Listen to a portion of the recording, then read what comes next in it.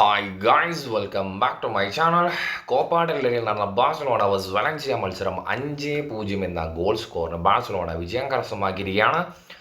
ബാഴ്സലോണയ്ക്ക് വേണ്ടി ലെമീൻ Yamal, Ferran Torres എന്നിവരാണ് goal score ചെയ്തിട്ടുണ്ടായിരുന്നത്. ഈ ഒരു മത്സരത്തിലെ പെർഫോമൻസ് നോക്കുവാണെങ്കിൽ വലൻസിയയുടെ ആദ്യ ലൈനപ്പ് വന്നതിന് ശേഷം ഓൾമോസ്റ്റ് എല്ലാ ബാഴ്സ ഫാൻസിനും മനസ്സിലായി കാണും എന്താണ് അവരുടെ ഗെയിം പ്ലേ എന്നുള്ളത്. 5-4-1 എന്ന ഫോർമുലേഷൻ ആയിരുന്നു.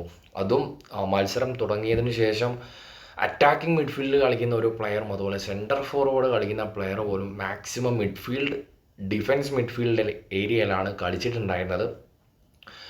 മാക്സിമം ഡിഫെൻഡ് ചെയ്ത് ഒരു പെനാൾട്ടിയിലേക്ക് എത്തിക്കുക എന്നുള്ള ഒരു ടാക്ടിക്സ് ആയിരുന്നു ബാഴ്സയുടെ ലൈനപ്പിലേക്ക് വരുന്ന സമയത്ത്. 4-3-3 എന്ന ലൈനപ്പായിരുന്നു. അതും ഫെറാൻ ടോറസ് ആയിരുന്നു സെൻറ്റർ ഫോർവേഡ് പൊസിഷനിൽ പ്ലേ ചെയ്തിട്ടുണ്ടായിരുന്നത്. ഞാനും ഒരുപാട് ഈ ഒരു മത്സരം തുടങ്ങുന്നതിനും ഓൾമോസ്റ്റ് എല്ലാ മത്സരങ്ങളും റൈറ്റ് വിങ് അതുപോലെ ലെഫ്റ്റ് വിങ് ആയിട്ട് കളിക്കുന്ന പ്രോപ്പർ പൊസിഷൻ എന്ന് പറയുന്നത് ഫെറാൻ ടോറസിൻ്റെ ഈ ഒരു 2 പൊസിഷനാണ്.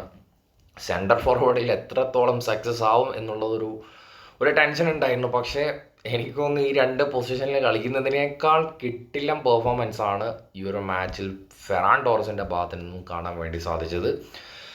ലെമീൻ യമാൽ സോഷ്യൽ പ്രത്യേകിച്ചൊന്നും പറയേണ്ട ആവശ്യമില്ല. ഇത് എല്ലാ മാച്ചിലും ഗോൾ സ്കോർ ചെയ്തിട്ടില്ലെങ്കിലും പുള്ളിക്കാരൻ എന്തൊക്കെ മാക്സിമം, അതായത് ഈ ഒരു ടീമിന് വേണ്ടി എന്നെ കൊണ്ട് എന്തൊക്കെ ചെയ്യാൻ പറ്റും അതൊക്കെ ഇതുവരെയുള്ള എല്ലാ മാച്ചിലും കാഴ്ചവെച്ച ഒരു താരമാണ് ലെമീൻ യമാൽ. എല്ലാ മാച്ചിലും അത് തന്നെയാണ് എക്സ്പെക്റ്റ് ചെയ്യുന്നത്. നമ്മൾ എന്താണ് എക്സ്പെക്റ്റ് ചെയ്യുന്നത് അതിൻ്റെ മേളിലുള്ള ഒരു പെർഫോമൻസാണ് ഈ ഒരു 17കാരൻ്റെ ഗെയിം പ്ലേയിൽ നിന്നും ബാഴ്സലോണ ഫാൻസിന് കിട്ടിക്കൊണ്ടിരിക്കുന്നത്. അതുപോലെ ഡിഫൻസിലേക്ക് വരുന്ന സമയത്ത് ജൂസ് കോണ്ട റൈറ്റ് വിങ് ബാക്ക് ആയിട്ടാണ് കളിച്ചിട്ടുണ്ടായിരുന്നത്. നോർമലി 2 പൊസിഷനിലും കളിക്കുന്ന പ്ലെയറാണ്. Centre back, right wing back ആയിട്ട് കളിക്കുന്ന ഒരു താരം തന്നെയാണ്. അത്യാവശ്യം ഒരു ആവറേജ് പെർഫോമൻസ് ആയിരുന്നു. ആവറേജ് പെർഫോമൻസ് ആണ് എന്ന് പറയാനുള്ള മെയിൻ റീസൺ വലിയ രീതിയിലുള്ള ഒരു എഫേർട്ട് ഇടേണ്ട ഒരു മാച്ച് ആയിരുന്നില്ല. ആദ്യ ഹാഫ് തുടങ്ങി ഓൾമോസ്റ്റ് ഫിനിഷ് ആവുന്ന സമയത്ത് തന്നെ ഈ ഒരു മത്സരം വിൻ ചെയ്യും എന്ന് ഓൾമോസ്റ്റ് എല്ലാവരും കൺഫേം ചെയ്ത കാര്യം തന്നെ ആയിരിക്കും. വളരെ ഒരു ബാഡായിട്ടുള്ളൊരു പെർഫോമൻസ് ആണ് വലൻസിയ. പ്രത്യേകിച്ച് എനിക്ക് പോസിറ്റീവായിട്ട് പറയാൻ ഒരു പൊസിഷനും ഇല്ല എന്ന് തന്നെയാണ് പറയാനുള്ളത്.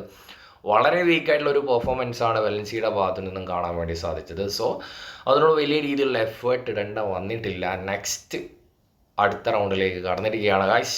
ഇത്രയൊക്കെയാണ് ഈ ഒരു മത്സരത്തെക്കുറിച്ച് എനിക്ക് പേഴ്സണലി പറയാനുള്ളത്.